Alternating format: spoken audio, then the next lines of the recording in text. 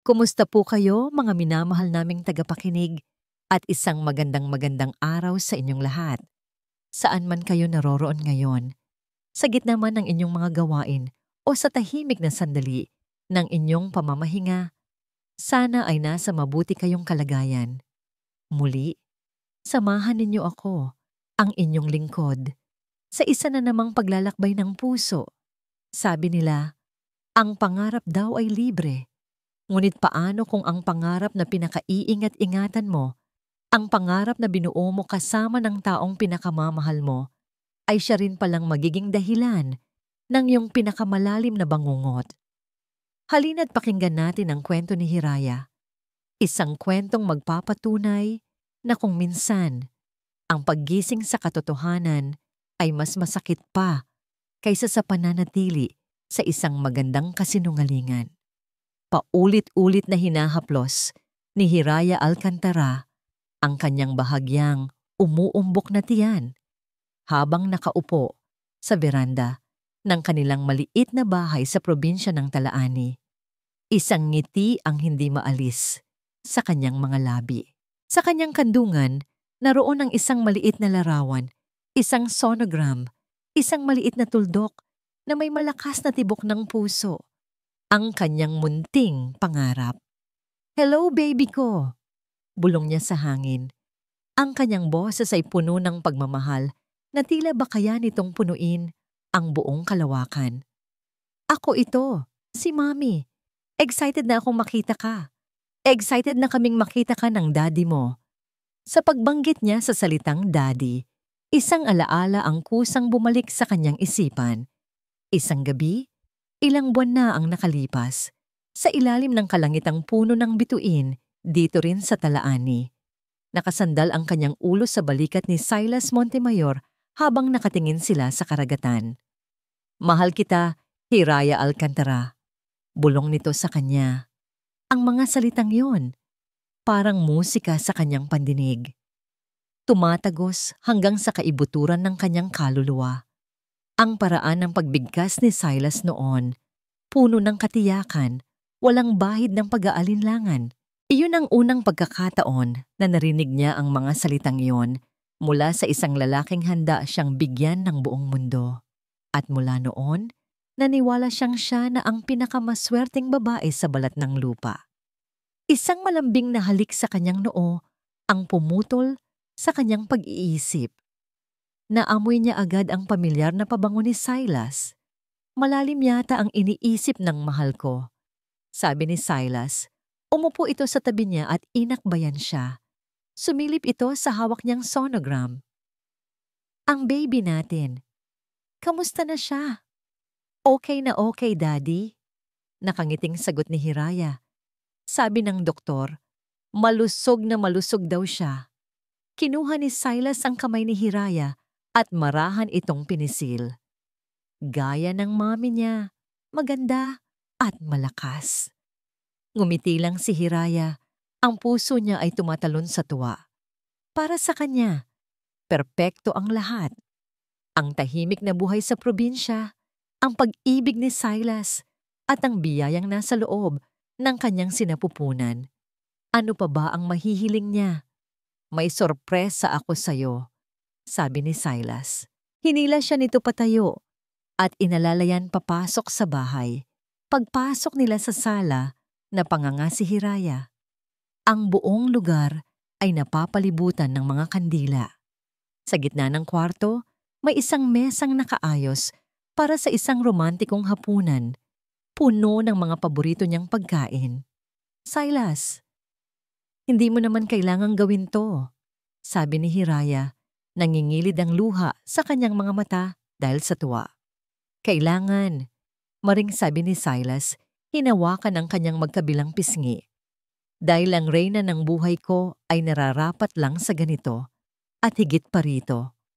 Sa gitna ng kanilang hapunan, habang nagkukwentuhan sila tungkol sa mga pangalan para sa kanilang magiging anak at sa mga plano nila para sa hinaharap, may inilabas si Silas na isang maliit na kahon.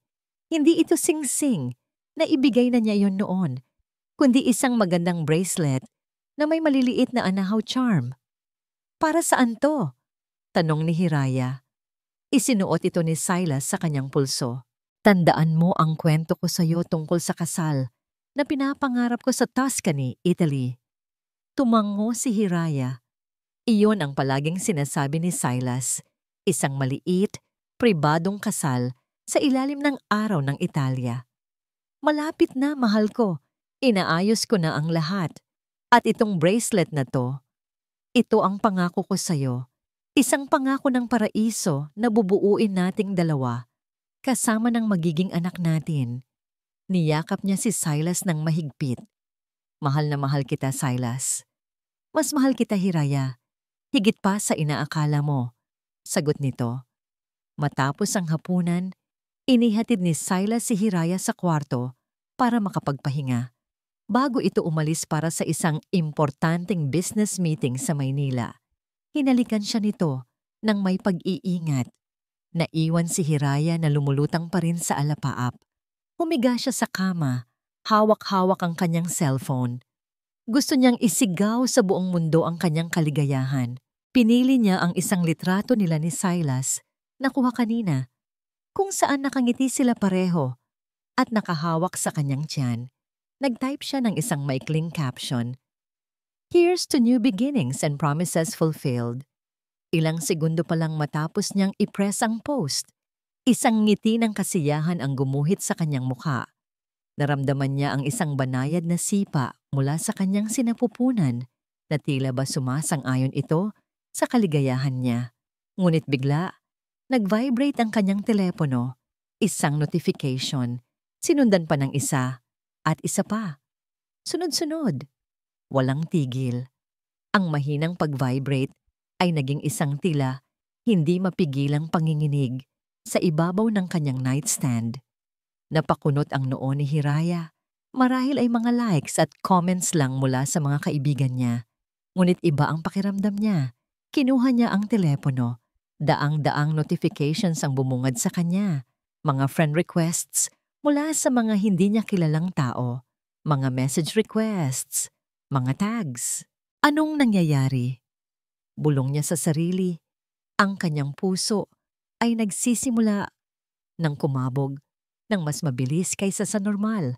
Sinubukan niyang i-scroll ang kanyang notification feed, ngunit sobrang bilis ng pagpasok ng mga ito.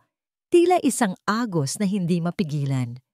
Sa gitna ng lahat ng yon, isang mensahe mula sa matalik niyang kaibigan na si Cassie ang nakaagaw ng kanyang pansin. Hindi ito pagbati, hindi rin ito like sa kanyang post. Isa itong tanong na may kasamang link. Isang tanong na nagpatindig ng lahat ng balahibo sa kanyang batok. Hira, ano to? Totoo ba to? Isang hindi maipaliwanag na kaba ang biglang gumapang sa buong katawan ni Hiraya. Malamig. Nakakakilabot. Nanginginig ang kanyang daliri habang dahan-dahan niyang pinipindot ang link na ipinadala ni Cassie na para bang may sariling isip ang kanyang kamay na ayaw malaman ang kasagutan. Nag-load ang isang social media page at ang unang bumungad sa kanya ay ang sarili niyang mukha. Ang litratong kapopost niya lang kanina, ang masayang larawan nila ni Silas, ngunit ang caption sa itaas ay hindi na sa kanya. Ito ay isinulat sa malalaki at matatapang na letra.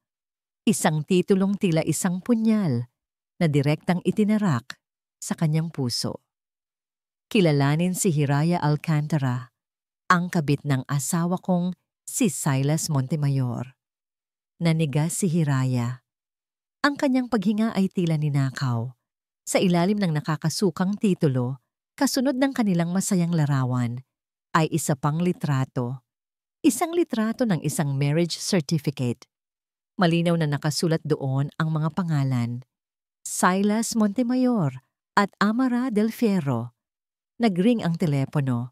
1, 2, 3. Ang bawat pagring ay parang isang martilyo na pumupukpok sa kanyang dibdib. Sa ikalimang ring, bumagsak ito sa voicemail.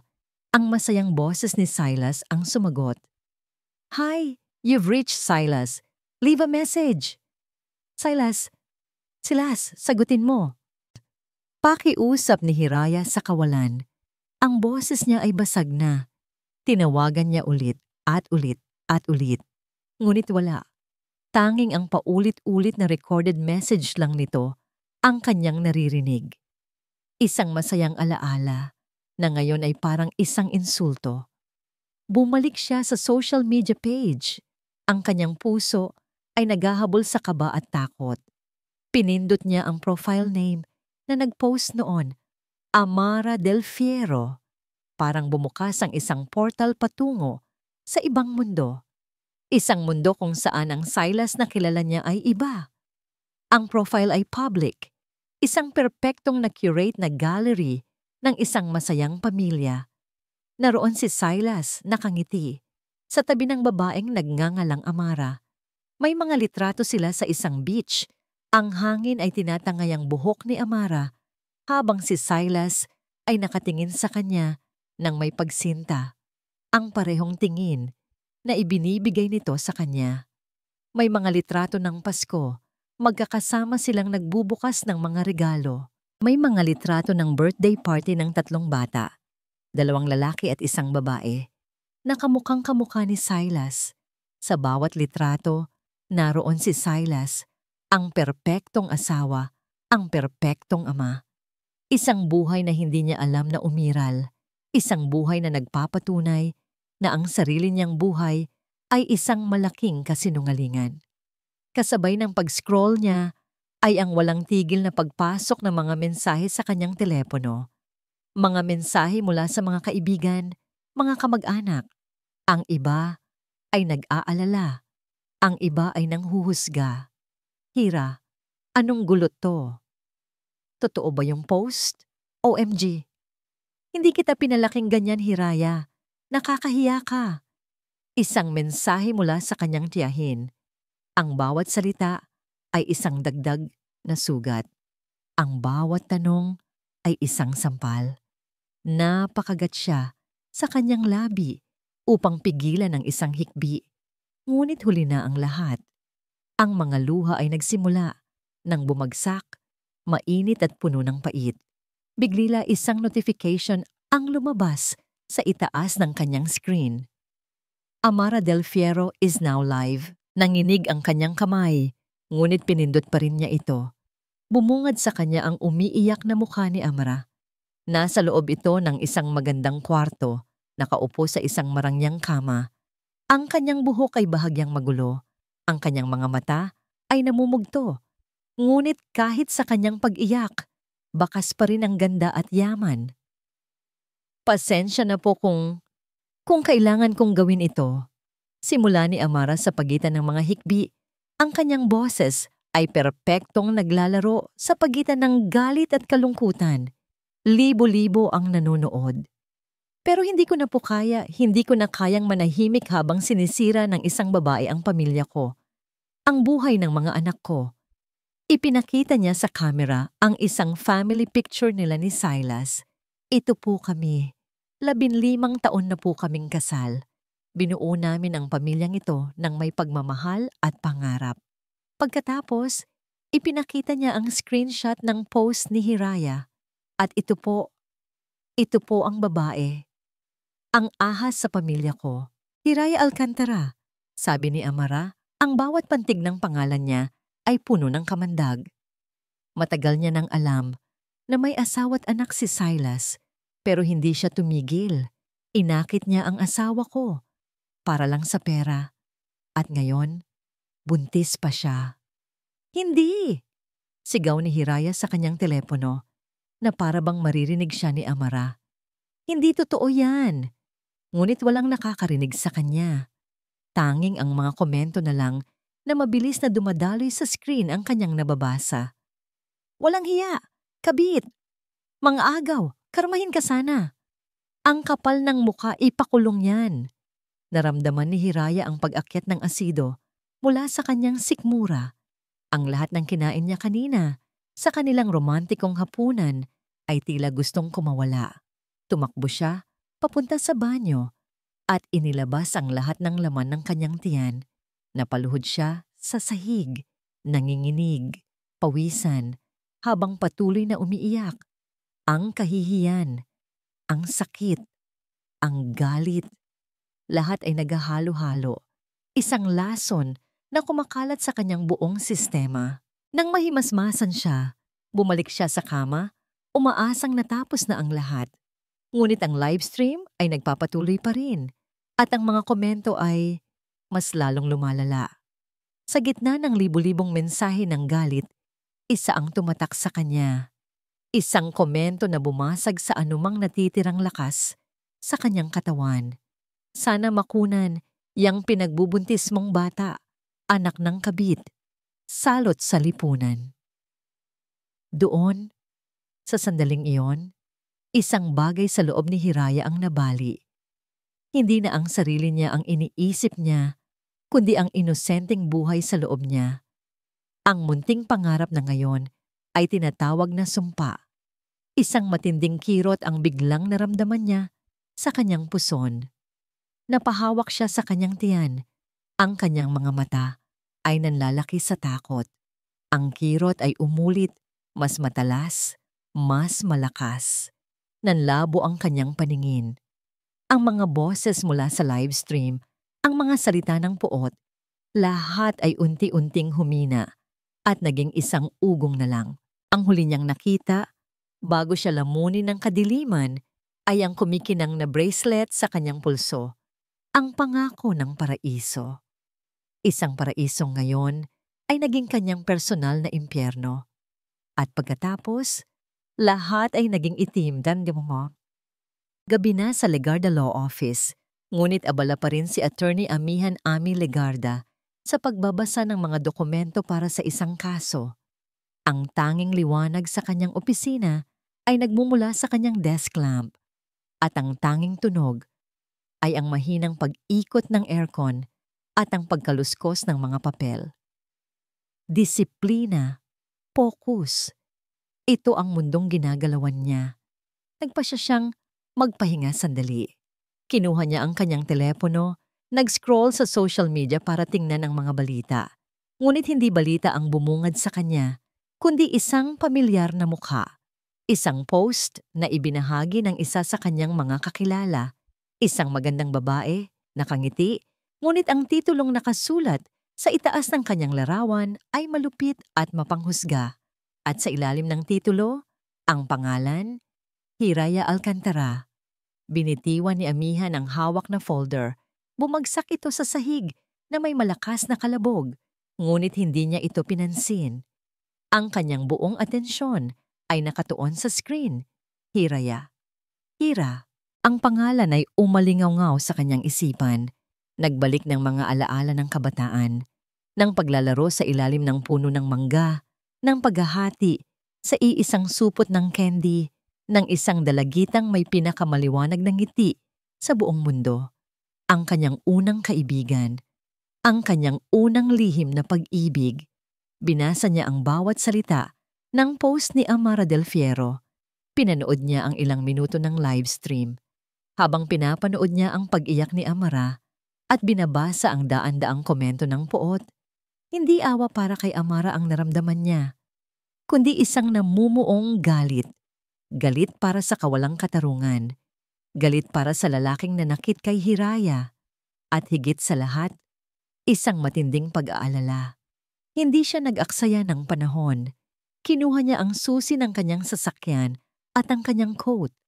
Sa isang iglap, ang kalmadong abogado ay napalitan ng isang taong may iisang misyon. Habang mabilis niyang tinatahak ang daan patungo sa apartment ni Hiraya sa probinsya ng Talaani, paulit-ulit niyang tinatawagan ang numero nito, ngunit walang sumasagot. "Come on, Hira. Sagutin mo." Bulong niya, ang kanyang mga daliri ay humihigpit sa manibela. Nang makarating siya sa apartment, kumatok siya ng malakas. "Hira, si Ami to. Buksan mo ang pinto." Walang tugon. Sinubukan niyang pihitin ang doorknob. Hindi ito nakalock. Dahan-dahan niyang itinulak ang pinto. Madilim sa loob.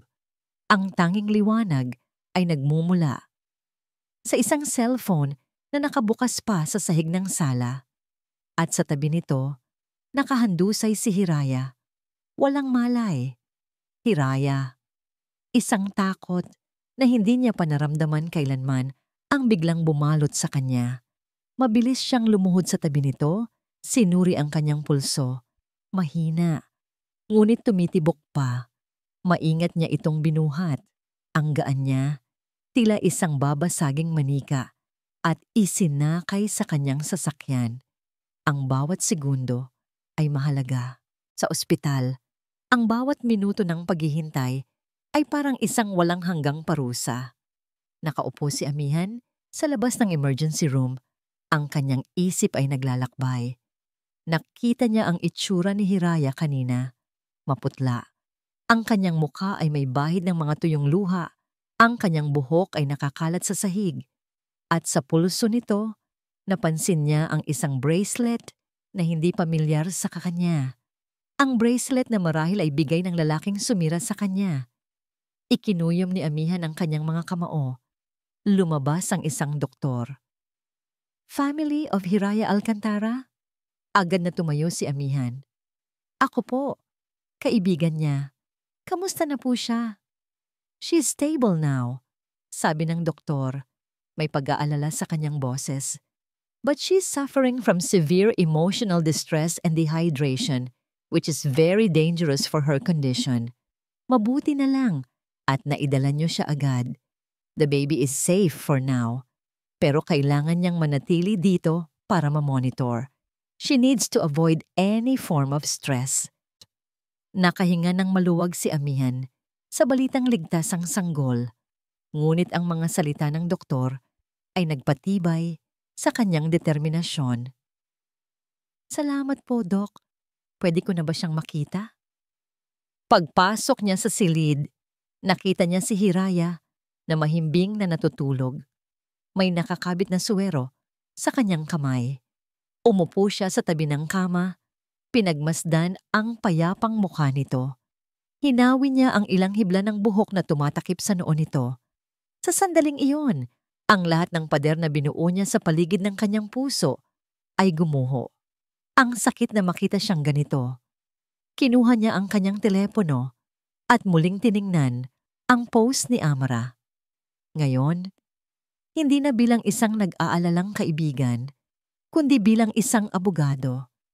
Ang bawat pangungusap ni Amara, ang bawat akusasyon, ay maingat niyang sinuri. Public shaming, libel, defamation, violation of the Anti-Photo and Video Voyeurism Act, cyberbullying. Ang mga legal na termino ay sunod-sunod na pumasok sa kanyang isipan.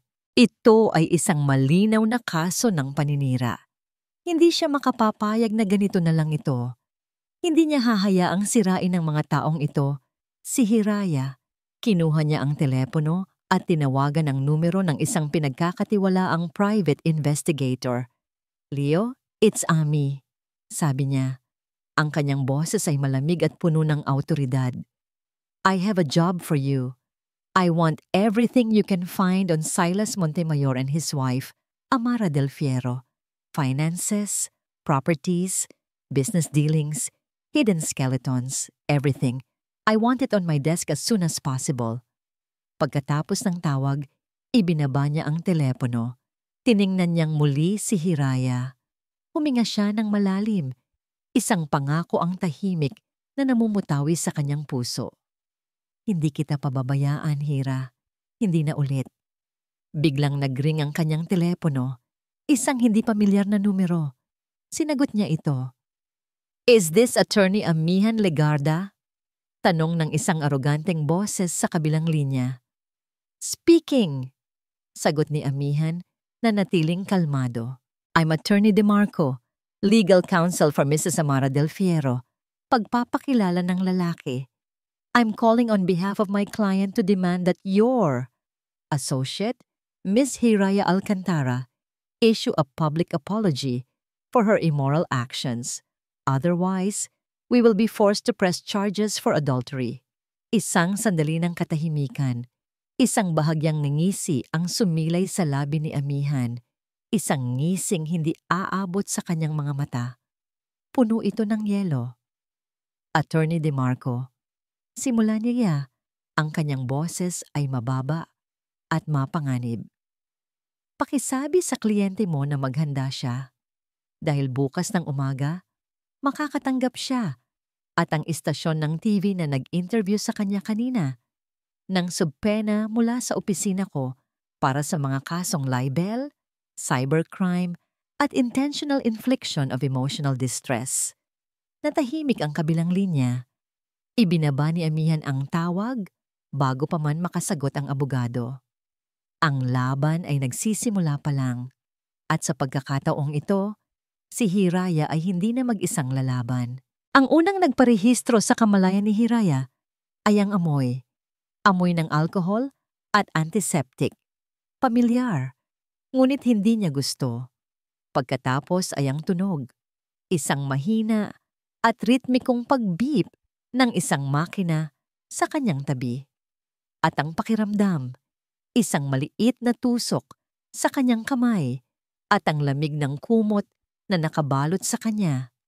Dahan-dahan niyang iminulat ang kanyang mga mata. Puti. Puti ang kisame. Puti ang mga dingding. Isang ospital. Nanginig siya. Hindi dahil sa lamig, kundi dahil sa biglaang pagbuhos ng mga alaala. Kilalanin si Hiraya Alcantara, ang kabit ng asawa kong si Silas Montemayor. Ang marriage certificate, ang mga litrato ng masayang pamilya, ang live stream ni Amara, ang mga komento, ang bawat salita ay parang mga bubog na muling sumugat sa kanyang isipan. Sana makunan yang pinagbubuntis mong bata. Napahawak siya bigla sa kanyang tiyan. Ang kanyang puso ay halos tumigil sa pagtibok sa takot. Nasaan na ang sakit? Ang kirot? May nangyari ba sa baby niya? Sa kanyang baby. Baby! Bulong niya. Ang kanyang boses ay paos at halos hindi marinig. Nandyan ka pa ba? Ang pinto ng kwarto ay marahang bumukas. Pumasok si amihan, may dalang isang maliit na tray ng pagkain. Ang itsura nito ay nagpapakita ng pagod, ngunit ang kanyang mga mata ay puno ng pag-aalala nang makita siyang gising. Hira, gising ka na, sabi ni Ami. Ang boses niya ay malumanay. Pagkakita ni Hiraya sa kanya, isang alon ng kahihiyan ang bumalot sa kanyang buong pagkatao. Si Amy, ang kaibigan niya mula pagkabata. Nakita siya nitong walang malay. Alam na niya ang lahat, ang buong mundo. Alam na nila ang lahat. Siya si Hiraya Alcantara, ang kabit. Mabilis siyang tumalikod, humarap sa pader, at itinakip ang kumot hanggang sa kanyang leeg. Isang pader. Kailangan niya ng pader para itago ang sarili mula sa mapanghusgang mga mata ng mundo, kahit na ang mga matang yon ay nagpapakita lang ng pag-aalala. Nagdala ako ng lugaw, sabi ni amihan, inilapag ang tray sa bedside table. Sabi ng doktor kailangan mong kumain. Hindi siya sumagot. Nanatili siyang nakatalikod. Ang kanyang mga mata ay nakapikit ng mahigpit. Umaasang kapag iminulat niya itong muli. Isa lang itong masamang panaginip. Ngunit ang amoy ng lugaw at ang presensya ni amihan ay masyadong totoo. Narinig niya ang pag-upo ni amihan sa silya sa tabi ng kama. Hindi ito nagsalita. Hindi ito nangulit. Nandoon lang ito, tahimik na nagbabantay. Sa kanyang katahimikan, ang isip ni Hiraya ay naging isang bilangguan. Ang mga alaala niya, kasama si Silas, na dati ay kanyang kanlungan, ngayon ay naging mga instrumento ng pagpapahirap. Naalala niya ang isang gabi, habang nakahiga sila sa duyan sa labas ng bahay, pinagmamasdan ang mga alitap-tap. Anong pinakatatakot mo? Tanong niya kay Silas noon. Hinawakan ni Silas ang kanyang kamay ng mahigpit. Ang pinakatatakot ko ay ang mawala ka o ang masaktan ka. Sagot nito, tumingin ng diretso sa kanyang mga mata. Hinding-hindi ko hahayaang may manakit sa'yo, Hiraya. Poprotektahan kita. Pangako yan. Isang mapait na tawa ang gustong kumawala mula sa lalamunan ni Hiraya. Poprotektahan? Siya mismo ang nanakit sa kanya. Siya ang nagtulak sa kanya sa bangin.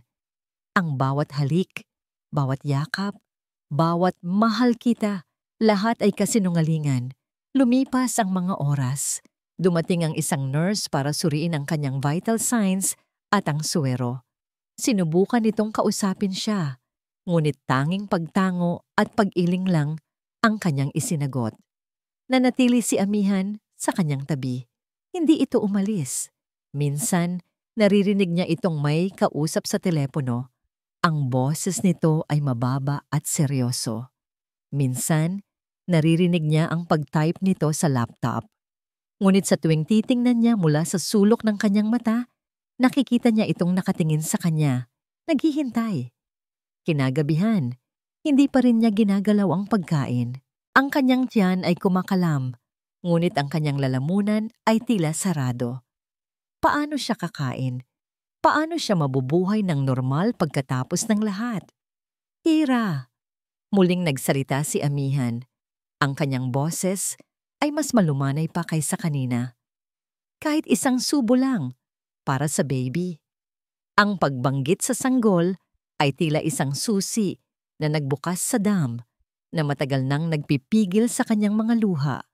Bigla, ang tahimik na pag-iyak ay naging isang hagulgol. Niyakap niya ang kanyang sarili. Ang kanyang buong katawan ay nanginginig sa sakit na hindi na niya kayang itago. Ang lahat ng kahihiyan, galit at pagkabigo ay bumuhos mula sa kanya sa anyo nang walang tigil na pag-agos ng luha. Hindi nagsalita si Amihan. Hinayaan niya lang siyang umiyak. Nang bahagya na siyang kumalma, marahan itong hinawakan ang kanyang balikat at tinulungan siyang umupo ng maayos. Kinuha nito ang kutsara, isinawsaw sa lugaw at dahan-dahang itinaas sa tapat ng kanyang bibig. Isa lang, pakiusap nito. Tumingin si Hiraya sa mga mata ni Amihan. Nakita niya roon ang pagod, ang pag-aalala. Ngunit wala ni katiting na panghuhusga. Ibinuka niya ang kanyang bibig at tinanggap ang pagkain. Mainit. Simple. Ngunit sa sandaling iyon, ito ang unang bagay na nagbigay sa kanya ng kahit kaunting lakas. Sinundan pa ito ng isa at isa pa. Kumakain siya ng wala sa sarili, ang kanyang mga mata ay blangko. Nakatitig sa puting kumot. Nang maubos ang halos kalahati ng laman ng mangkok, marahan siyang umiling. Salamat, bulong niya. Ito ang unang salitang binitiwan niya sa buong araw. Walang anuman, sagot ni Amihan. Inilapag ang mangkok. Muling bumalot ang katahimikan sa pagitan nila. Ngunit sa pagkakataong ito, hindi na ito katahimikan ng pag-iwas, kundi isang katahimikang may bigat. Bakit ako, Ami? Ang tanong ay biglang kumawala mula sa kanyang mga labi. Mahina, ngunit puno ng sakit. Tumingin siya kay Amihan. Ang kanyang mga mata ay puno ng pagkalito na parang sa isang batang naliligaw. Anong ginawa kong mali? Umiling si Amihan. Isang bakas ng galit ang gumuhit sa kanyang mukha. Galit na hindi para sa kanya, kundi para sa kanya. Wala, Hira. Mariin niyang sabi. Wala kang ginawang mali. Nagmahal ka lang. Nagtiwala ka. At sinamantala ng isang demonyo ang kabutihan ng puso mo. Siya ang may kasalanan. Siya lang. Ang mga salitang yon, ang simpleng pagpapatunay na hindi siya ang may kasalanan, ay nagbigay ng bahagyang ginhawa sa kanyang naninikip na dibdib. Muli siyang napahikbi, ngunit ngayon, may kasama na itong pasasalamat. Tumayo si Amihan. Magpapahinga na muna ako sa labas. Kakausapin ko lang ang doktor. Tawagin mo lang ako kung may kailangan ka. Tumango si Hiraya.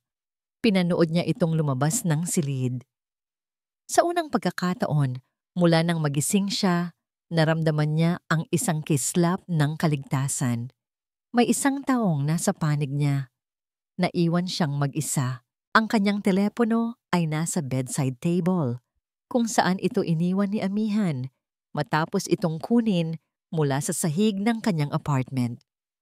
Kinuha niya ito, hindi sigurado kung bakit. Siguro dahil gusto niyang makita kung gaano nakalaki ang pinsalang nagawa. Ngunit bago pa man niya mabuksan ang anumang social media app, isang mensahe ang pumasok. Mula sa isang numerong hindi nakasave sa kanyang contacts, bumilis ang tibok ng kanyang puso. Kahit hindi nakasave ang numero, kilala niya kung kanino ito. Binuksan niya ang mensahe. Ang kanyang mga mata ay nanlaki sa mga salitang nabasa niya. Patawarin mo ako. Hindi tulad ng iniisip mo ang lahat. Huwag kang maniwala kahit kanino. Aayusin ko ang lahat. Paulit-ulit niyang binasa ang mensahe. Isang bahagi ng kanyang isip ay sumisigaw. Huwag kang maniwala. Isa na namang kasinungalingan. Ngunit may isang maliit, hangal, at desperadong bahagi ng kanyang puso, ang parehong bahagi na naniwala sa mga pangako ng paraiso na nagsimulang magtanong, paano kung totoo? Paano kung biktima lang din siya? Paano kung may pag-asa pa? Hawak-hawak niya ang telepono, ang kanyang isip ay muling nagulo. Ang mensahe ni Silas, sa halip na magbigay linaw, ay nagdala lamang ng mas malalim na anino ng pagkalito sa kanyang madilim ng mundo. Kinabukasan, idineklara ng doktor na maari nang lumabas si Hiraya basta't ipagpapatuloy niya ang pamamahinga at iiwasan ang anumang stress. Para kay Hiraya, ang balitang ito ay parehong biyaya at sumpa. Gusto na niyang umalis sa ospital, ngunit saan siya pupunta? Ang bahay sa Talaani ay hindi na isang paraiso, kundi isang monumento ng mga kasinungalingan. At ang pagharap sa mundo sa labas, tila isa itong bangungot. Si Amihan ang nagayos ng lahat. Maaga pa lang ay nasa ospital na ito. Dala ang mga gamot ni Hiraya at isang bag ng damit na malinis. Hindi kita iuwi sa bahay mo, sabi ni Amihan habang tinutulungan siyang mag-impake. Masyadong maraming nakakaalam kung saan yon. May mga reporter na nagbabantay sa labas ng ospital. Gagamitin natin ang likurang exit. May lugar akong alam kung saan ka magiging ligtas at tahimik. Hindi na nagtanong si Hiraya. Wala na siyang lakas para mag-isip o magdesisyon. Ang mensahe ni Silas ay paulit-ulit na tumatakbo sa kanyang isipan. Isang nakakalitong himig na sumisira sa kanyang katahimikan. Kaya't hinayaan niya lang si Amihan na pangunahan siya. Para siyang isang manika, sumusunod kung saan siya dalhin, walang emosyon. Dinala siya ni Amihan sa isang maliit, ngunit kaaya-ayang coffee shop na nakatago sa isang tahimik na eskinita ng bayan. Tahanang Sinag, ang nakasulat sa kahoy na karatula sa itaas. Sarado ito sa publiko. Pagpasok nila, isang matandang babae ang sumalubong sa kanila nang may ngiti. Mabutit nakarating kayo, attorney? Sabi ng babae. Ang tingin ay lumipat kay Hiraya nang may pag-unawa at awa. Hija, nakahanda na ang silid sa itaas. Magpahinga ka. Ito pala ang lugar na sinasabi ni Amihan, isang kanlungan. Ang init ng lugar at ang amoy ng kapeng bagong gawa ay bahagyang nagbigay ng ginhawa sa nanlalamig niyang puso. Matapos ihatid si Hiraya sa silid para makapag-ayos, nagkita silang muli sa ibaba. Umupo sila sa isang mesa sa sulok, malayo sa mga bintana. Isang tasa ng mainit na tsokolate ang inilapag ni Amihan sa harap niya. Hira, kailangan nating mag-usap. Seryosong simula ni Amihan. Tungkol sa mga susunod nating hakbang. Tumangulang si Hiraya, hinahaplos ang gilid ng kanyang tasa. Nagsampa na ako ng kaso laban kay Amara Del Fierro para sa cyber libel at harassment. Paliwanag ni Amihan. Malakas ang laban natin. Ang ginawa niya ay malinaw na paninira at labag sa batas. Mananalo tayo. Isang bahagi ni Hiraya ang dapat sanang makaramdam ng tuwa o pag-asa, ngunit wala. Manhid siya. Gaano katagal? Mahinang tanong niya. Napabuntong hininga si amihan. Iyon ang problema. Ang hustisya sa Pilipinas mabagal. Maaaring abutin ng taon ang kaso. At habang tumatakbo ito, mananatili kang iyong kabit sa mata ng publiko. Bawat pagdinig, bawat balita, bubuhayin nito ang issue ng paulit-ulit. Kakayanin mo ba yon? Kakayanin ba yon ng baby mo? Hindi nakasagot si Hiraya. Ang ideya pa lang ng pagharap sa mga kamera, sa mga mapanghusgang tingin. Gusto na niyang magtago at wag nang lumabas. Nagpatuloy si amihan, ang kanyang boses ay mas bumaba. Tila ayaw niyang sabihin ang mga susunod na salita. At may isa pang bagay, Hira. Isang mas mabigat na katotohanan tungkol sa magiging anak mo. Tumingin si Hiraya sa kanya. Ang kanyang mga mata ay nagtatanong. Kapag ipinanganak mo siya, sa ilalim ng batas, dahil hindi kayo kasal ni Silas at kasal siya sa iba, ang apelyido mo ang dadalhin ng bata. At sa birth certificate niya, may isang salitang ilalagay doon, illegitimate. Sabi ni amihan, binibigkas ang salita na para bang isa itong lason. Habang buhay, dadalhin niya ang markang yon sa pag-eskwela, sa pagkuha ng mga dokumento. Laging naroon ang tanong, laging naroon ang anino nung nakaraan mo. Iyon ang lipunang ginagalawan natin, Hira. Hindi ito makatarungan, pero ito ang totoo. Ang bawat salita ni amihan ay parang isang suntok sa sikmura ni Hiraya.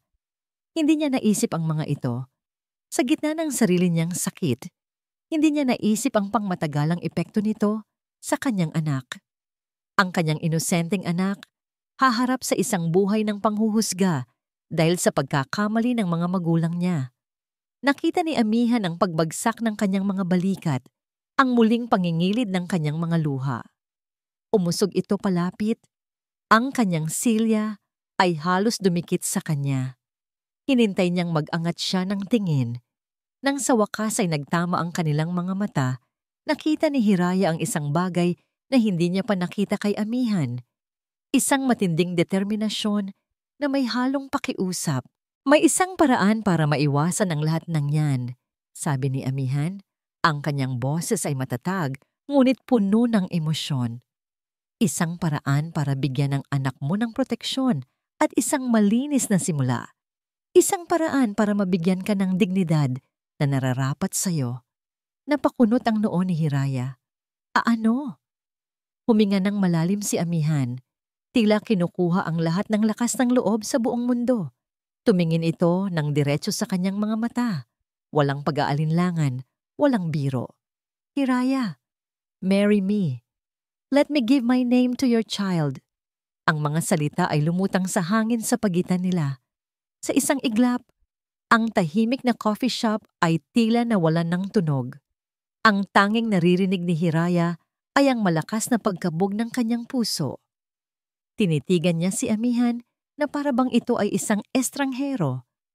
Ang kanyang kaibigan mula pagkabata, ang tahimik na si Ami, ay nag-aalok ng isang bagay na napakalaki, napaka-imposible. Ang kanyang isip ay hindi ito kayang iproseso. Bakit? Bakit niya ito gagawin? Isang tawa ang biglang kumawala mula sa kanyang lalamunan.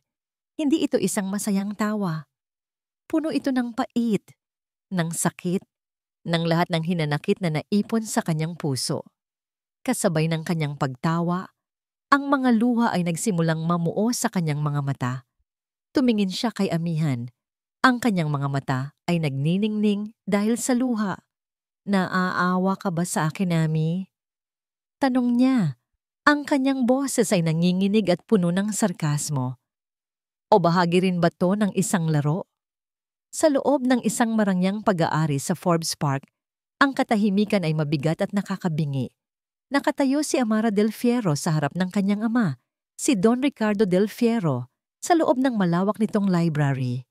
Ang amoy ng mamahaling libro at lumang kahoy ay hindi nakapagbigay ng kapanatagan. Sa halip, ito'y tila isang paalala.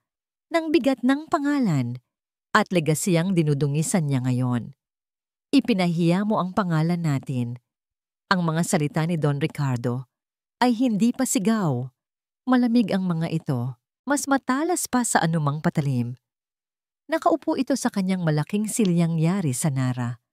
Ang kanyang mga daliri ay magkadikit, ang kanyang mga mata ay nakatitig kay Amara na para bang isa siyang masamang investment.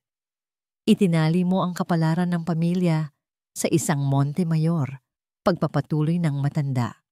At ito ang ibinigay niya sa atin, isang eskandalo at ayon sa mga accountant, isang kumpanyang malapit ng bumagsak dahil sa mga palpak niyang desisyon.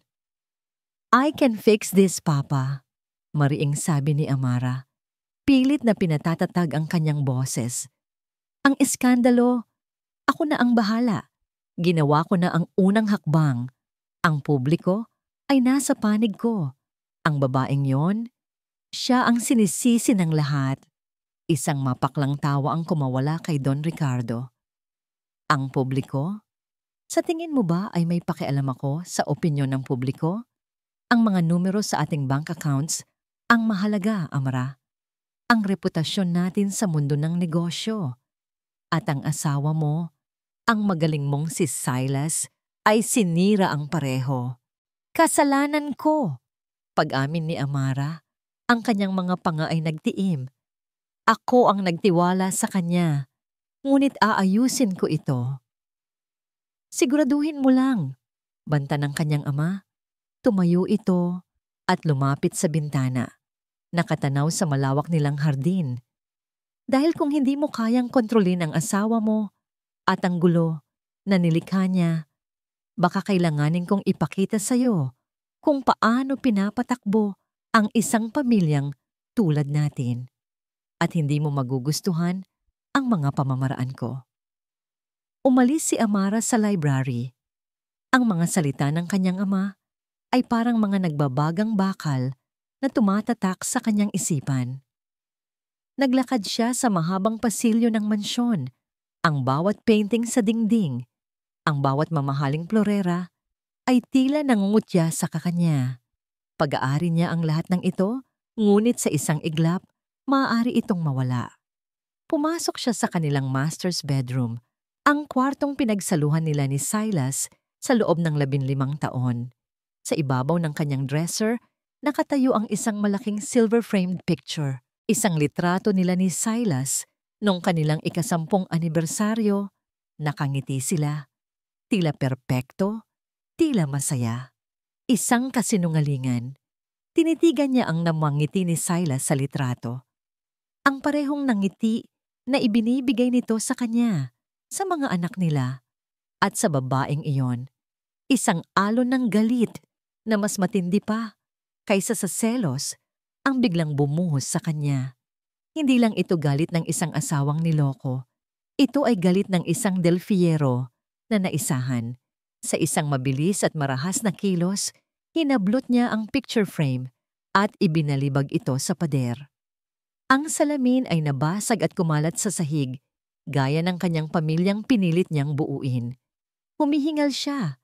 Ang kanyang dibdib ay mabilis na tumataas baba. Biglang nagring ang kanyang telepono. Ang pangalan ng kanyang abogado, si Attorney DeMarco, ang lumabas sa screen. Huminga siya ng malalim. Pinakalma ang sarili bago sumagot. Yes, Attorney, sabi niya. Ang kanyang boses ay muling naging malamig at kontrolado. Ma'am, may problema po tayo? Sabi ng abogado sa kabilang linya. Bakas ang pag-aalala. Ang abogado ni Miss Alcantara, nag-file na po siya ng kaso. At hindi lang yan, nagpadala siya ng demand letter sa lahat ng media outlets na nag-ere ng inyong panayam. Sino ang abogado niya? Tanong ni Amara, hindi na babahala. Kaya nating bayaran ng sino man. Iyon na nga po, ma'am. Hindi siya basta-basta. Amihan Legarda. Natahimik si Amara.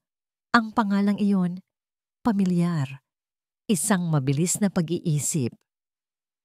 Amihan Legarda, ang batang abogado na mabilis na gumagawa ng pangalan sa industriya. Kilala sa pagiging agresibo, matalino, at hindi natatalo sa korte. May mas malala pa po. Dagdag ni DeMarco. Ayon sa source ko sa ospital, nag-propose po si Attorney Legarda ng kasal kay Miss Alcantara. Para siyang binuhusan ng malamig na tubig. Ano? Ang teorya po namin, isa itong legal strategy. Kung magpapakasal sila, magiging legitimate ang status ng bata.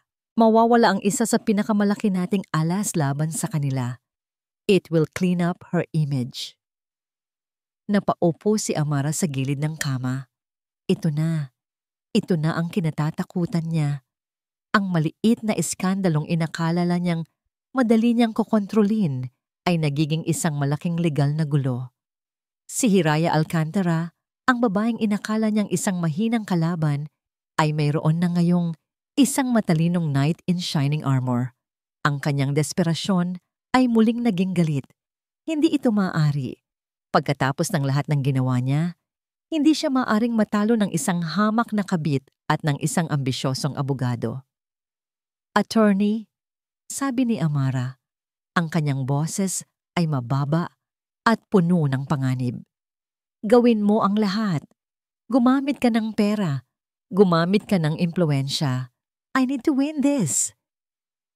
Masusunod po, ma'am, sagot ng abogado. Ibinaba ni Amara ang tawag, ngunit alam niya sa sarili niya na ang legal na laban ay hindi sapat. Masyadong malinis, masyadong mabagal. Kung gusto niyang manalo, kailangan niyang maglaro ng mas marumi. Kinuha niya ulit ang kanyang telepono at nag-dial ng isa pang numero. Isang numero na matagal na niyang hindi tinatawagan. Isang numero para sa mga sitwasyong hindi kayang ayusin ng mga abogado. Sumagot ang isang magaspang na boses sa kabilang linya. Yes? I have a job for you, sabi ni Amara. Tumayo at lumapit sa nabasag na picture frame sa sahig. Tinapakan niya ang nakangiting mukha ni Silas gamit ang kanyang mamahaling sapatos. Gusto kong hanapin mo ang lahat. Lahat ng baho, lahat ng sikreto, lahat ng kasalanan ng isang babaeng nagngangalang Hiraya Alcantara. Anumang bagay na maaaring sumira sa kanya ng tuluyan. May isang sandali ng katahimikan. At kung wala kang mahanap? Tanong ng boses. Isang malamig na ngiti ang sumilay sa mga labi ni Amara. Kung wala kang mahanap, gumawa ka. Ang mapait na tawa ni Hiraya ay tumusok sa puso ni Amihan na mas masakit pa sa anumang sampal. Ang mga salitang binintiwan niya, naaawa ka ba sa akin, Ami? O bahagi rin ba to ng isang laro? Ay umaling-aungaw sa tahimik na coffee shop. Hindi nasaktan si Amihan dahil sa akusasyon. Nasaktan siya dahil nakita niya kung gaano kalaki ang pinsalang idinulot ni Silas sa kakayahan ni Hiraya na magtiwala. Huminga siya ng malalim, hindi inaalis ang kanyang mga mata sa kanya. Hinayaan niyang humupa ang sarkasmo sa hangin bago siya sumagot. Hindi awa, Hira, at lalong hindi ito isang laro. Sabi niya, ang kanyang boses ay kalmado, ngunit may bigat ng katapatan. Kung awa lang ito, bibigyan kita ng pera. Ipapadala kita sa malayong lugar para magtago. Ngunit hindi iyon ang solusyon. Tatakasan mo lang ang problema, pero hindi mo ito malulutas. Umiwas ng tingin si Hiraya, niyakap ang sarili. Naalala mo ba noong mga bata pa tayo? Pagpapatuloy ni Amihan, ang kanyang boses ay bahagyang lumambot. Nung nahulog ka sa puno ng bayabas dahil gusto mong patunayan na mas magaling kang umakyat kaysa sa akin? Iyak ka ng iyak noon, hindi dahil sa sugat mo sa tuhod, kundi dahil sa kahihiyan. Dahan-dahang tumingin si Hiraya sa kanya, isang kislap ng alaala ang dumaan sa kanyang mga mata. Hindi kita tinulungang tumayo noon, sabi ni Amihan. Ang ginawa ko, umakyat din ako sa puno, kumuha ng pinakamalaking bayabas at ibinigay sa'yo. Sinabi ko, tingnan mo, nagawa mo pa rin. Hindi kita inawang kaawaan, Hira. Ipinakita ko sa'yo na kahit nasugatan ka, may nakuha ka pa ring tagumpay. Ganoon din na ngayon. Hindi kita kinakaawaan. Gusto kong tulungan kang tumayo at ipakita sa lahat na sa kabila ng pagbagsak mo, kaya mong magtagumpay. Natahimik si Hiraya. Ang kanyang mga balikat ay bahagyang nag-relax. Ang pader na itinatayo niya sa pagitan nila ay unti-unting nagkaroon ng siwang. Ang alok ko. Totoo ito, Hira, sabi ni Amihan. Seryoso ako, para protektahan ka. At higit sa lahat, para protektahan ang kinabukasan ng anak mo. Isipin mo ito. Hindi mo kailangang sagutin ngayon. Ang mahalaga, alam mong nandito ako. Hindi bilang abogado mo lang, kundi bilang kaibigan mo. Noon pa man. Tumango si Hiraya, isang maliit, halos hindi makitang pagtango. Mag-iisip ako, bulong niya. Matapos ang kanilang pag-uusap, hinayaan ni Amihan si Hiraya na magpahinga sa silid sa itaas. Ngunit para kay Amihan, ang trabaho ay nagsisimula pa lang. Tinawagan niya si Leo, ang kanyang private investigator, at pinapunta ito sa tahanang sinag. Kinagabihan, ang isa sa mga mesa ng coffee shop ay natabunan na ng mga dokumento. Mga bank statements, mga business registration papers, mga litrato. Si Amihan at Leo ay magkatabing nakaupo. Ang tanging liwanag ay mula sa kanilang mga laptop, ang kanilang mga muka ay seryoso.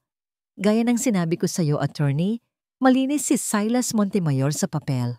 Sabi ni Leo, tinuturo ang isang diagram na ginawa niya. Pero kung susundan mo ang pera, dito nagiging interesante. Mayroon siyang hindi bababa sa 5 shell companies. Walang empleyado, walang opisina. Tanging mga bank accounts lang na ginagamit niya para maglipat-lipat ng pondo. Itinuro ni Amihan ang isang partikular na transaksyon. Itong kumpanyang to, Talaprime Holdings. Saan napupunta ang pera mula dito? Ngumisi si Leo. Diyan ako na-excite. Ang pera mula sa Talaprime ay hindi napupunta sa ibang negosyo. Napupunta ito sa mga luxury store, mga alahas, designer bags, mamahaling sasakyan. Biglang may naalala si Amihan. Ang bracelet na suot ni Hiraya sa ospital. Ang mga kwento nito noon tungkol sa mga sorpresang regalo ni Silas. Ang pangako ng paraiso. Leo, kaya mo bang i-trace ang isang particular na pagbili? Tanong ni Amihan. Isang malaking halaga. Malamang sa isang kilalang jewelry store, mga ilang araw lang ang nakalipas. Mabilis na nag-type si Leo sa kanyang laptop. Ilang sandali lang, tumango ito. Got it. May isang transaction, 250,000 piso, mula sa Talaprime Holdings, papunta sa La Diamante Jewelry. Kinilabutan si Amihan. Ang perang ipinambili ng pangako para kay Hiraya ay galing pala sa pagnanakaw. Ang buong pundasyon ng kanilang relasyon ay hindi lang binuo sa kasinungalingan, kundi pati na rin sa krimen. Mas lalong tumindi ang kanyang galit para kay Silas at ang kanyang awa para kay Hiraya. Attorney, may mas malaki pa rito, sabi ni Leo. Ang kanyang boses ay mas naging seryoso. Hindi lang basta paglilipat ng pera ang ginagawa niya. May mga dokumento akong nakuha na nagpapakitang may mga ari-arian ng Del Fierro Corporation na ginagamit niyang collateral para sa mga personal loan niya. Mga pautang na hindi alam ng Board of Directors o ni Amara. Dito na napakunot ang noo ni Amihan. Hindi na ito simpleng pandaraya sa asawa. Ito ay malawakang corporate fraud. Ang kasong ito ay mas malalim at mas madilim kaysa sa inakala niya. Habang pinag-aaralan nila ang mga dokumento, biglang nagring ang telepono ni Leo. Sinagot niya ito, nakinig ng ilang sandali, at pagkatapos ay tumingin kay Amihan. Ang kanyang mga mata ay nanlalaki sa pagkabigla. Attorney, sabi ni Leo, ibinaba ang tawag. May masamang balita o magandang balita, depende kung paano mo titingnan. Ano yon? Yung source ko sa stock market. May kumpirmasyon. Isa sa mga pinakamalaking ari-arian ng Del Fierro, isang lote sa BGC na iligal na isinangla ni Silas, na foreclose na, at ang mga shares na hawak ng kumpanya na nakakabit sa property na yon, ipinagbibili na ngayon. Palugi, tila nagpapanik na ang mga creditor. Natahimik si amihan. Ang kanyang isip ay mabilis na nagproseso ng impormasyon, ang pandaraya, ang pagkalugi, ang pagbebenta ng shares. Ang mga piraso ng puzzle ay unti-unting nabubuo sa kanyang isipan, hindi lang bilang isang legal na kaso, kundi bilang isang strategic na pagkakataon. Isang malamig at kalkuladong nangiti ang dahan-dahang gumuhit sa kanyang mga labi. Ang pag-aalala sa kanyang mga mata ay napalitan ng isang matalas na kislap ng isang mandaragit na nakakita ng kanyang bibiktimahin. "Leo," sabi ni amihan. Ang kanyang boses ay kalmado, ngunit may nakatagong pananabik. "Alamin mo kung sino ang broker. Kailangan kong malaman ang lahat tungkol sa bintahang yan. Ito na. Hindi na lang ito tungkol sa pagprotekta kay Hiraya. Ito na ang pagkakataon para tuluyang sirain si Silas Montemayor at si Amara Del Fierro gamit ang sarili nilang armas. Lumipas ang ilang araw ng payapang pagmumuni-muni sa tahanang sinag. Sa unang pagkakataon, sa loob ng mahabang panahon, nakakain si Hiraya nang hindi nanginginig ang mga kamay. Nakakatulog siya nang hindi binabangungot. Ang alok ni amihan, bagamat sa una ay parang isang kabaliwan, ay unti-unting nagkaroon ng kahulugan. Hindi ito tungkol sa pag-ibig o awa.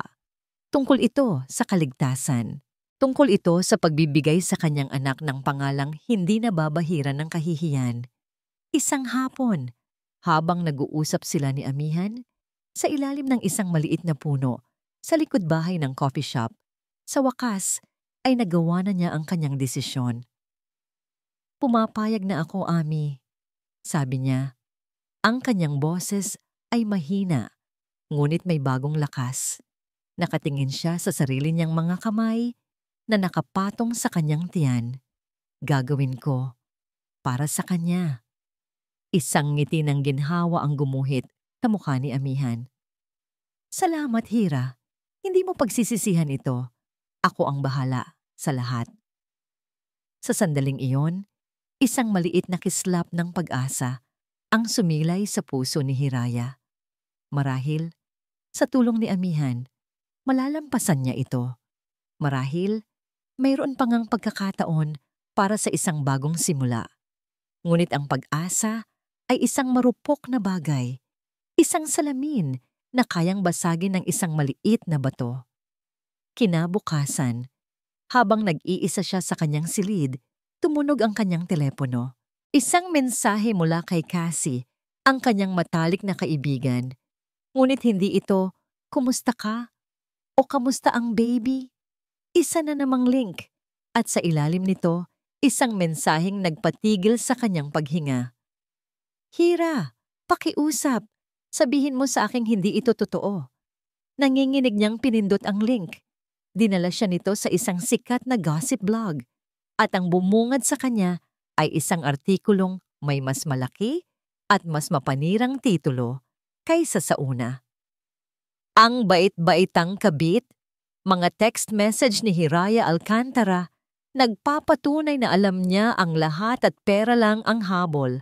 At sa ibaba, sunod-sunod na screenshot ng isang umano'y pag-uusap nila ni Silas. Ang kanyang puso ay bumagsak sa kanyang sikmura. Ang mga mensahe. Napakakumbinsido ng pagkagawa. Ginagamit nito ang mga palayaw nila sa isa't isa.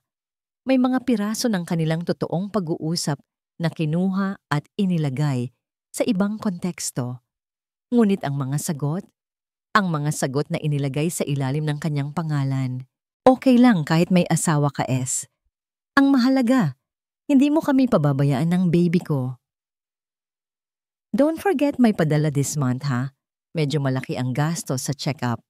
Hayaan mo na si Amara. Matandang laos na yon. Ako naman ang mahal mo, di ba?" Bawat salita ay isang gantimpala na humahampas sa kanya. Ang mga ito ay napakatuso, napakagaling ng pagkakagawa, na kahit siya ay halos maniwala. Ang mga ito ay parang mga salitang sasabihin ng isang taong desperado at makasarili. Ang eksaktong imahe na ipinipinta sa kanya ni Amara. Ang artikulo ay mabilis na kumalat na parang apoy. Kung ang unang revelasyon ay nagdulot ng galit, ito naman ay nagdulot ng pandidiri mula sa publiko. Ang mga komento ay mas masahol, mas personal. Ahas! Alam na pala, kumapit pa rin. Gold digger, user-friendly. Hindi na nakontento sa pagsira ng pamilya, mukha pa palang pera. Ang mga mensahe mula sa kanyang mga kaibigan ay nagsimula na ring pumasok. Hindi na sila nagtatanong kung okay lang siya. Ngayon, ang tono nila ay puno na ng pagdududa. Hira, I need to hear it from you. Did you know? Hindi ko alam kung ano ang paniniwalaan ko. Ngunit ang pinakamasakit na dagok ay hindi nanggaling sa mga estranghero o sa mga kaibigan. Nanggaling ito sa isang tawag mula sa kanilang probinsya, ang kanyang ina. Anak. Ang boses ng kanyang ina sa kabilang linya ay basag at nanginginig dahil sa pag-iyak. Ang mga text, ang mga sinasabi nila. Hiraya, sabihin mo sa nanay, hindi totoo yan, di ba? Hindi kita pinalaking ganyan. Ang bawat hikbi ng kanyang ina ay parang 1,000 karayom na tumutusok sa kanyang puso. Ang babaeng nag-isang itinaguyod siya. Ang babaeng ipinagmamalaki siya sa lahat. Ngayon ay nahihiya dahil sa kanya. Nay. Iyon lang ang kaya niyang sabihin bago siya mismo bumagsak sa pag-iyak. Nakakahiya, anak. Hindi na kami makalabas ng bahay ng mga kapatid mo. Pagkatapos ng tawag, nabitawan ni Hiraya ang telepono. Tumama ito sa sahig na may malakas na kalabog. Napasandal siya sa pader. Dahan-dahang dumudulas pa ubos hanggang sa mapaupo sa sahig. Wala na. Tapos na ang lahat. Bumukas ang pinto at pumasok si Amihan. May dalang isang baso ng gatas. Ngunit nang makita siya nitong nakaupo sa sahig, balot ng sarili niyang mga braso, nanginginig, agad niyang ibinaba ang baso at lumapit. Hira, anong nangyari? Tumingala si Hiraya. Ang kanyang mga mata ay blanko at walang buhay, ngunit puno ng luhang hindi na dumadaloy. Ang tiwalang nagsimula nang mamuo sa pagitan nila ay biglang naging abo. Ano pa ang silbi ng kasal? Ano pa ang silbi ng paglaban? Ang hatol ay naibigay na. Wala nang silbi lahat to, Ami. Sabi niya, ang kanyang boses ay malamig at walang emosyon. Anong ibig mong sabihin? Nag-aalalang tanong ni Amihan, lumuhod sa harap niya. Tumingin siya kay Amihan, ngunit tila hindi niya ito nakikita. Ang nakikita niya lang ay ang katapusan ng lahat. Sira na ako, sabi niya. Sinira na nila ako, pati ang pamilya ko. Dinamay na nila. Hinawakan ni Amihan ang kanyang mga braso. Hindi, Hira, makinig ka. Sa isang biglaang pagsilakbo ng enerhiya na dulot ng purong desperasyon, itinulak niya si Amihan palayo. Umalis ka na! Sigaw niya. Ang kanyang boses ay pumipiyok sa sakit. Wala nang silbi ang tulong mo. Tapos na ako. Tapos na ang laban. Umalis ka na. Iwanan niyo na akong lahat. Gumuho siya sa sahig. Ang kanyang mga sigaw ay naging isang hindi mapigilang paghagulgol. Napayok-kayok siya. Niyakap ang kanyang tiyan na para bang kaya niyang protektahan ang kanyang anak mula sa kasamaang idinulot niya sa buhay nito. Nawala na ang lahat. Ang pag-ibig, ang pangarap, ang dignidad. At ngayon, kahit ang huling kislap ng pag-asa, ang mga salita ni Hiraya, umalis ka na, iwanan niyo na akong lahat, ay tumama kay Amihan nang may bigat ng isang pader na bakal. Sa isang sandali, habang nakatingin siya sa anyo nitong gumuho sa sahig, naramdaman niya ang isang matinding kirot. Hindi ito galit. Ito ay isang uri ng kalungkutan na mas malalim pa, ang sakit na makita ang taong pinakamamahal mo na tuluyan ng sumuko. Hindi siya nagsalita. Alam niyang walang salita ang makakapagpatahan dito sa ngayon. Dahan-dahan siyang tumayo. Kinuha ang basag na telepono ni Hiraya mula sa sahig at marahang inilapag ito sa mesa. Tumingin siya sa matandang babaeng may-ari ng coffee shop na nag-aalalang nakatayo sa may pinto at tumango. Isang senyas na nagsasabing, "Ako na ang bahala." Umalis siya ng tahanang sinag, hindi dahil sa pagtataboy ni Hiraya, kundi dahil alam niyang ang tunay na laban ay hindi sa loob ng silid na yon. Ang pag-iyak at pagwawala ni Hiraya ay sintomas lamang. Ang lason ay nasa labas at kailangan na niya itong sugpuin mula sa ugat. Dumiretso si Amihan sa kanyang opisina. Ang katahimikan ng gabi sa Legarda Law Office ay isang malaking kaibahan sa kaguluhang nagaganap sa kanyang isipan at puso. Tinanggal niya ang kanyang coat, niluwagan ang kanyang kurbata, at umupo sa kanyang silyang leather. "Hindi kita masisisi, Hira," bulong niya sa kawalan.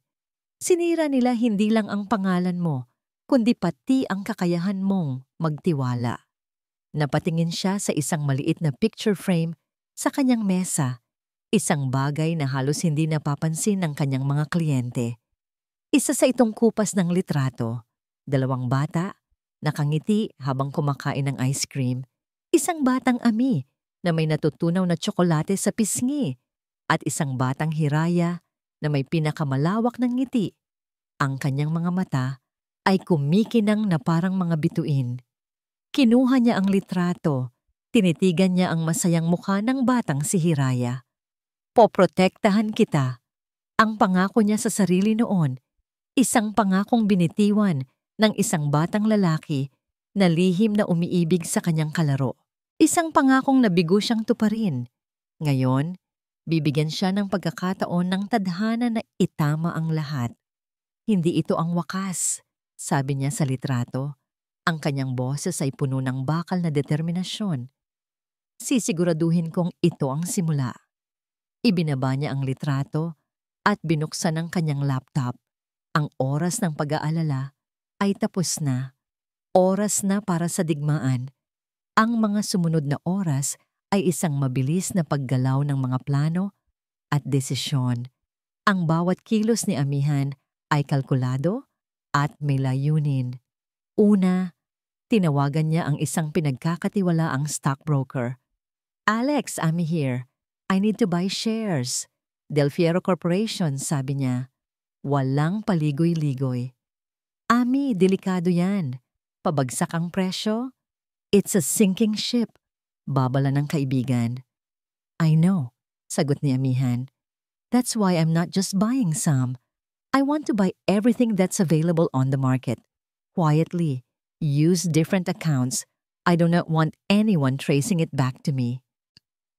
Pangalawa, tinawagan niya si Leo, ang kanyang imbestigador. "Leo, kailangan ko ng pabor. Yung mga text message na inilabas nila, kailangan ko ng patunay na peke ang mga iyon. Makipag-ugnayan ka sa mga cybercrime expert. I-trace ninyo ang source ng leak. At kailangan kong makuha ang original, unedited conversation logs mula sa telco. Kahit anong paraan." Pangatlo, binuksan niya ang kanyang email. Nagsimula siyang mag-type ng isang press release.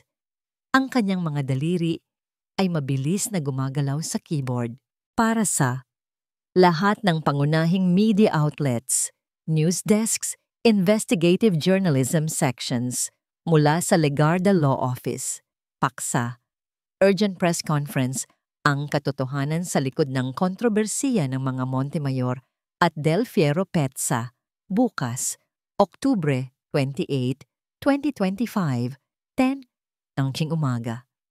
Lugar, Grand Peninsula Hotel, Makati, Jasmine Function Hall. Sa ilalim nito, isinulat niya, inaanyayahan ang lahat ng miyembro ng media sa isang mahalagang press conference kung saan ilalahad ni Attorney Amihan Legarda bilang legal na payo ni Miss Hiraya Alcantara ang mga ebidensyang magbubunyag sa katotohanan at sa mga kriminal na aktibidad na nakatago sa likod ng isyung pampamilya. Ang mga dokumento at testimonya na hindi pa nailalabas sa publiko ay ipipresinta. Isinend niya ang email sa mahigit 50 contacts sa media. Tapos na, ang entablado ay inihahanda na. Sa wakas, nang ang lahat ng kanyang mga tauhan ay kumikilos na, tumayo siya at lumapit sa malaking bintana ng kanyang opisina. Tanaw mula roon ang mga ilaw ng syudad. Ang mundo sa labas ay mahimbing na natutulog, walang kamalay-malay sa bagyong malapit nang dumating. Kinuha niya ang kanyang personal na telepono. Binuksan niya ang isang bagong mensahe. Sa tow field, inilagay niya ang 2 numero. Ang numero ni Silas Montemayor at ang numero ni Amara Del Fierro. Nag-type siya ng isang maikli ngunit mabigat na mensahe. Ang huling pusta. Ang pain para sa kanyang patibong. Dumating kayo sa Grand Peninsula Hotel bukas, 10:00 ng umaga.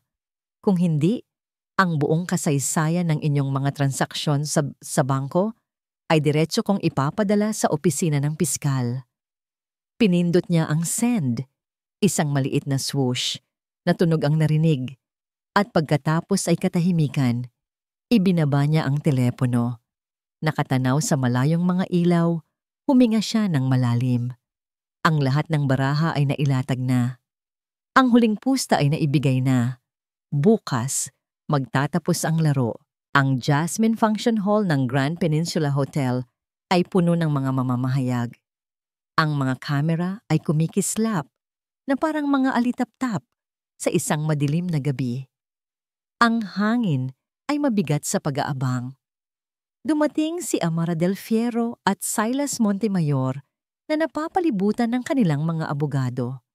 Si Amara ay nakasuot ng isang simpleng puting bestida. Ang kanyang buhok ay nakapusod ng maayos. Ang kanyang mukha ay nagpapakita ng isang perpektong halo ng kalungkutan at katatagan. Siya ang larawan ng isang asawang nasaktan, ngunit lumalaban. Sa kanyang tabi, si Silas ay halatang hindi mapakali. Ang pawis ay namumuo sa kanyang noo sa kabila ng malamig na aircon. Kumpiyansang humarap si Amara sa kanila. Para sa kanya, ito ay isa na namang pagkakataon para isemento ang kanyang imahe bilang biktima. Ang banta ni Amihan Legarda, isang malinaw na bluff para takutin sila. Salamat sa inyong pagdalo. Simula ni Amara sa mikropono, ang kanyang boses ay bahagyang nanginginig para sa epekto. Nandito ako ngayon, hindi lang bilang isang asawa, kundi bilang isang ina na gustong protektahan ang kanyang pamilya. Tumingin siya sa mga kamera, ang kanyang mga mata ay nagsimulang mamasa-masa. Ang mga kasinungalingan ay kailangang matapos. Ang paninira sa aming pamilya ay kailangang matigil. Sa tahanang sinag, nakaupo si Hiraya sa harap ng isang laptop, pinapanood ang live stream. Ang bawat salita ni Amara ay parang isang sampal. Gusto niyang isara ang laptop, ngunit hindi niya magawa. Kailangan niyang malaman kung paano ito magtatapos. Nang matapos ang madamdaming talumpati ni Amara, ang lahat ay nag-aabang sa susunod na mangyayari. Bigla, isang pamilyar na figura ang kalmadong umakyat sa entablado.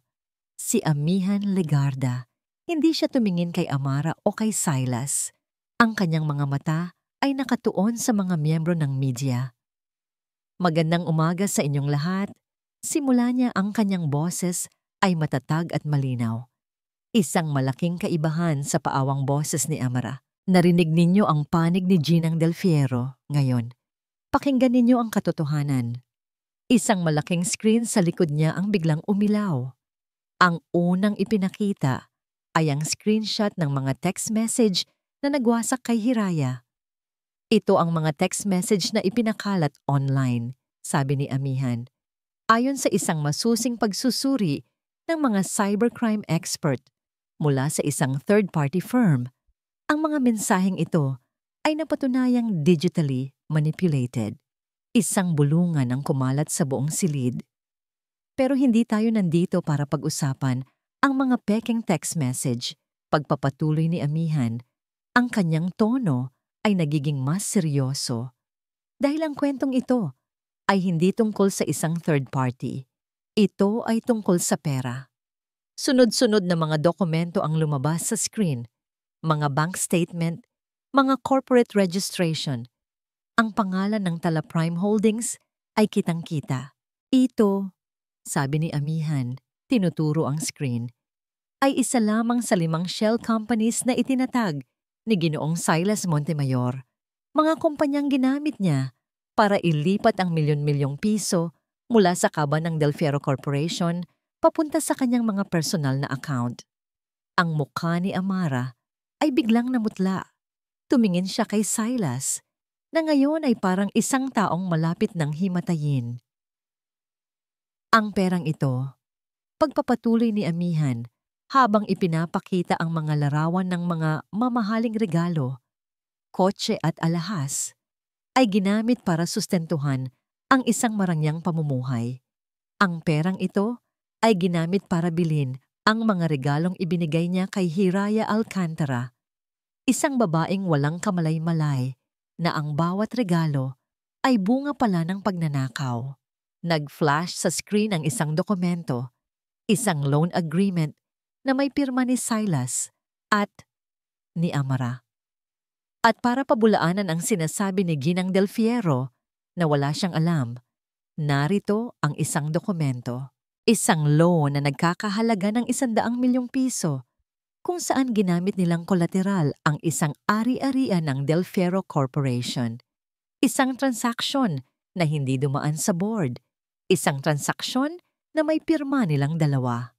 Ang bulungan ay naging isang malakas na ugong. Ang mga reporter ay mabilis na nagtatype sa kanilang mga laptop. Ang kanilang mga kamera ay nakatutok ngayon sa namumutlang mukha ni na Silas at Amara. Ang biktima ay biglang naging kontrabida, ngunit hindi pa tapos si Amihan. At dahil sa pagkalugi na dulot ng mga iligal na transaksyon ito, sabi ni Amihan, ang kanyang boses ay tila isang anunsyo ng paghuhukom. Isang malaking porsyento ng shares ng Del Fierro Corporation ang biglang ipinagbili sa merkado nitong mga nakaraang araw. Tumingin siya ng diretso sa mga mata ni Amara, na ngayon ay puno na ng purong takot. Mga shares na binili ko, lahat. Kung isang bomba ang ibinagsak sa gitna ng silid, hindi ito magiging kasing gulat ng revelasyong yon. Napatayo si Amara. Ang kanyang bibig ay bahagyang nakabuka sa hindi makapaniwalang pagkabigla. Ang kanyang kapangyarihan, ang legasya ng kanyang pamilya, ay kinuha mula sa kanya sa isang iglap. Bilang bagong may-ari ng mayorya ng shares ng Del Fierro Corporation, pagtatapos ni Amihan, ang kanyang boses ay malamig at walang awa. Ang una kong gagawin ay mag-utos ng isang full, independent audit sa lahat ng pananalapi ng kumpanya.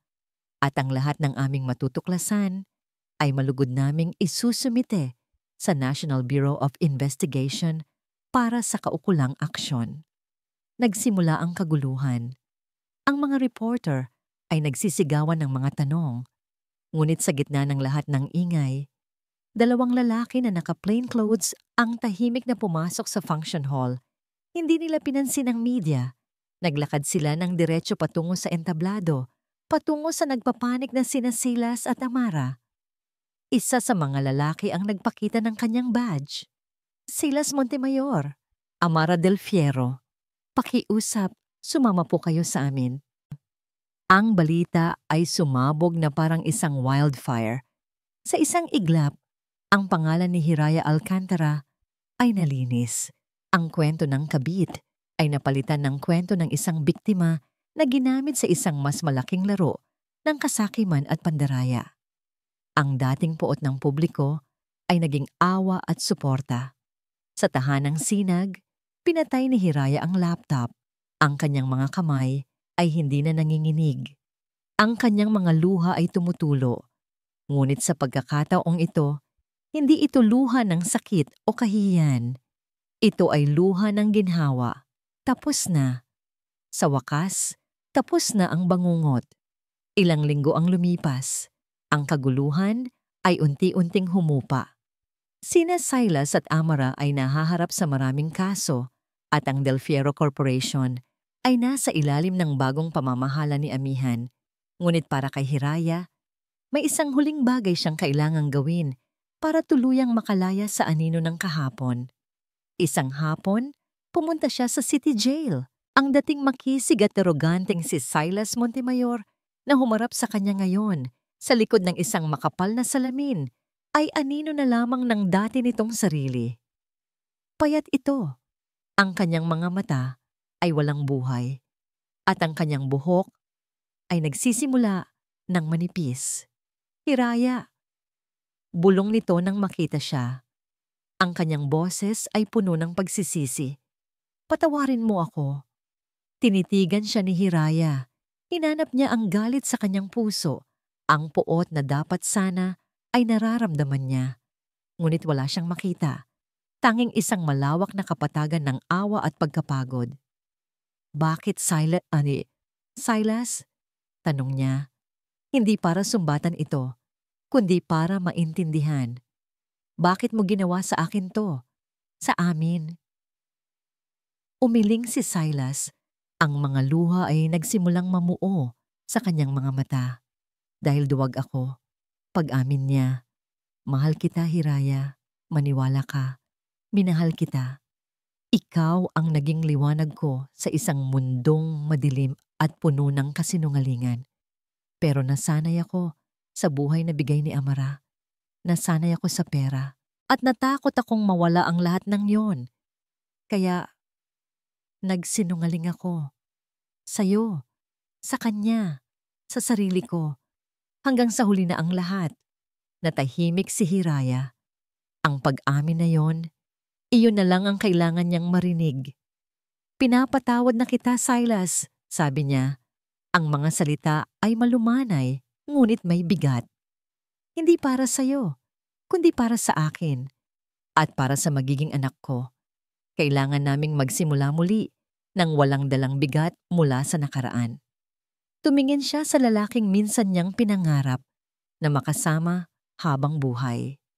Ngayon, isa na lang itong paalala ng isang aral na natutunan niya sa pinakamasakit na paraan. Paalam, Silas. Tumalikod siya at naglakad palayo. Hindi na lumingon pa. Sa bawat hakbang, nararamdaman niya ang paggaan ng kanyang dibdib na para bang isang mabigat na kadena ang tuluyan nang nalagot mula sa kanyang puso. Kinagabihan, nagkita sila ni Amihan sa tahanang sinag. Sarado na ang coffee shop. Ang tanging ilaw ay nagmumula sa mga maliliit na lamp sa bawat mesa. Umupo sila sa parehong sulok kung saan inalok siya nito ng kasal. Matagal silang hindi nagsalita. Tanging ang tunog lang ng kanilang paghinga at ang mahinang musika mula sa speaker ang maririnig. Kinumusta kita kay Tita LV? Basag ni Amihan sa katahimikan. Sabi niya, mas madalas ka na raw ngumiti. Isang totoong nangiti ang sumilay sa mga labi ni Hiraya.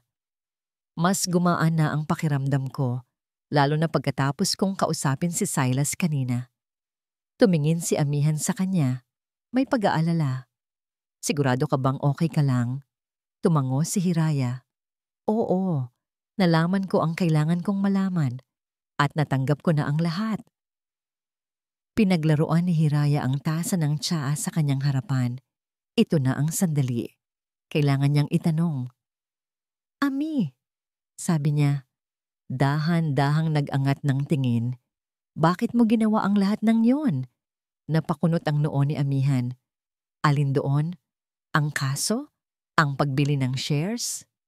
Lahat, sabi ni Hiraya. Ang pagbili ng shares.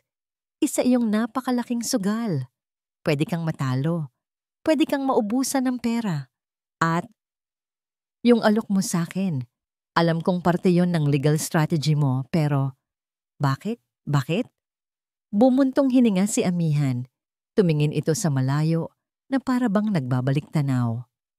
Noong mga bata pa tayo, palagi kitang sinusundan. Simula niya, isang bahagyang nangiti ang sumilay sa kanyang mga labi. Palagi kang may dalang liwanag, Hira.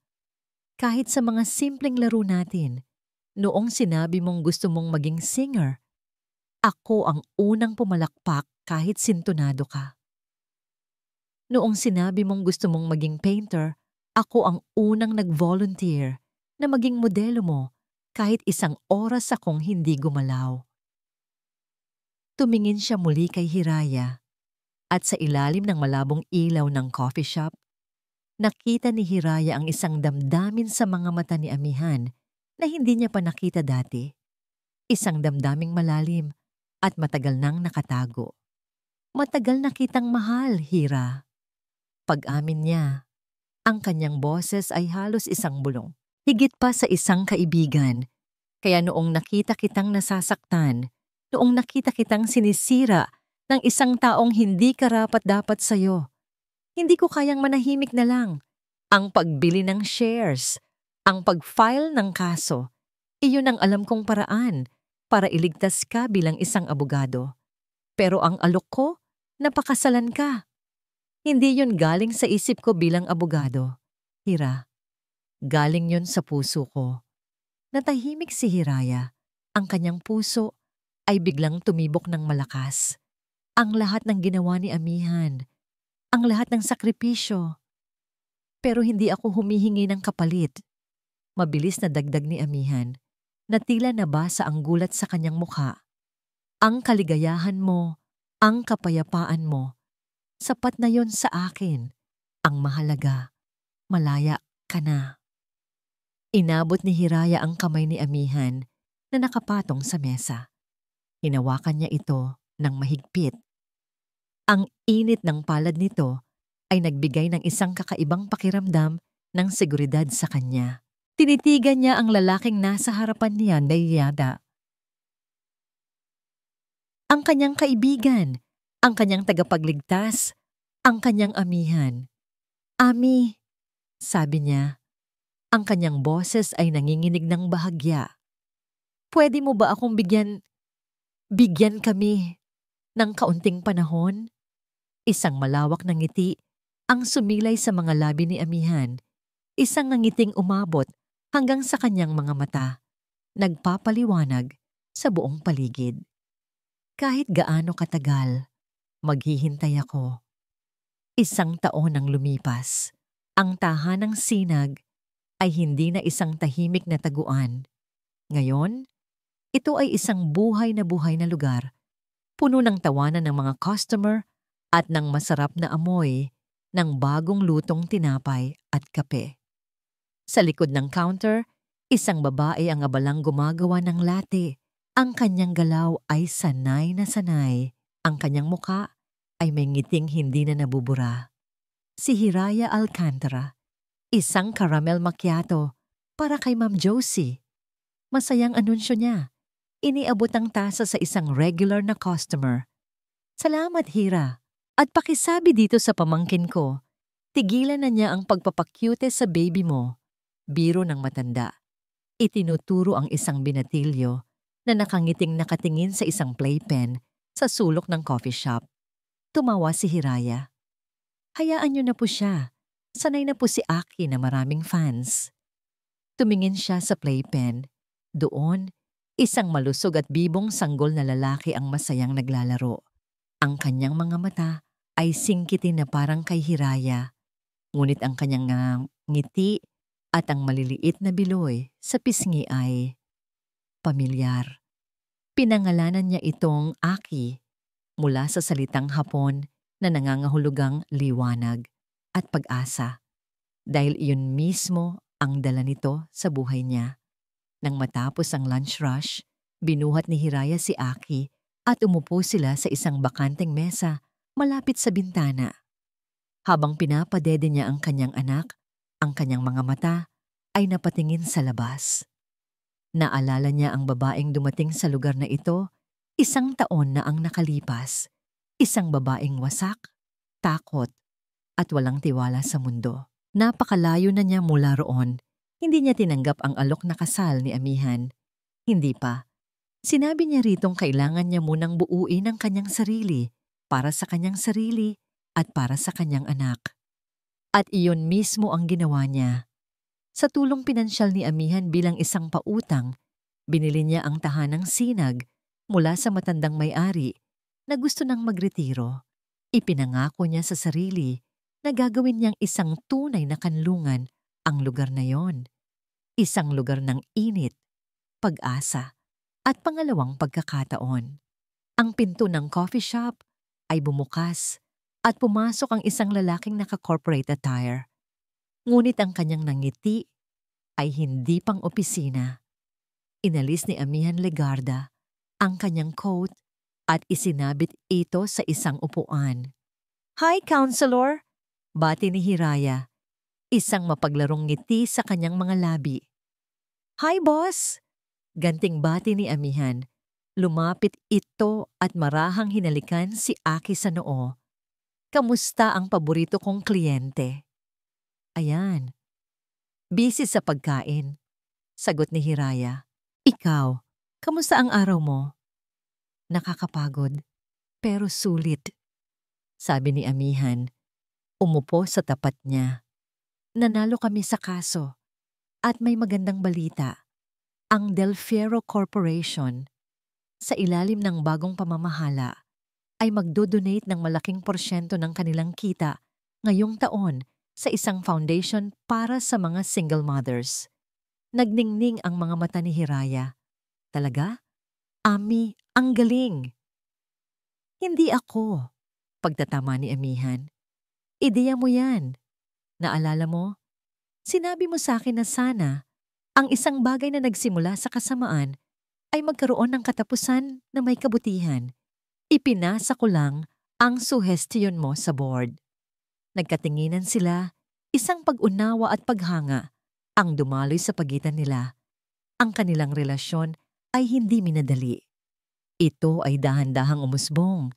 Itinayo sa pundasyon ng pagkakaibigan, respeto, at maraming tasa ng kape.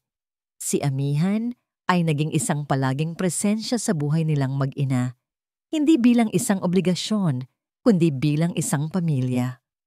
Tuwing linggo, magkasama silang nagsisimba. Siya ang kasama ni Hiraya sa mga check-up ni Aki.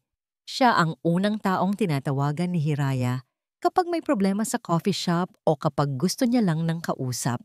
Nang matapos dumedi si Aki, kinuha ito ni Amihan. Itinaas niya ito sa ere at isang malakas na halakhak ang kumawala mula sa sanggol. Ang tunog na yon, para kay Hiraya, ay ang pinakamagandang musika sa buong mundo. Pinanood niya ang dalawa. Ang paraan ng pagtingin ni Amihan kay Aki ay puno ng purong pagmamahal na para bang sarili niya itong anak.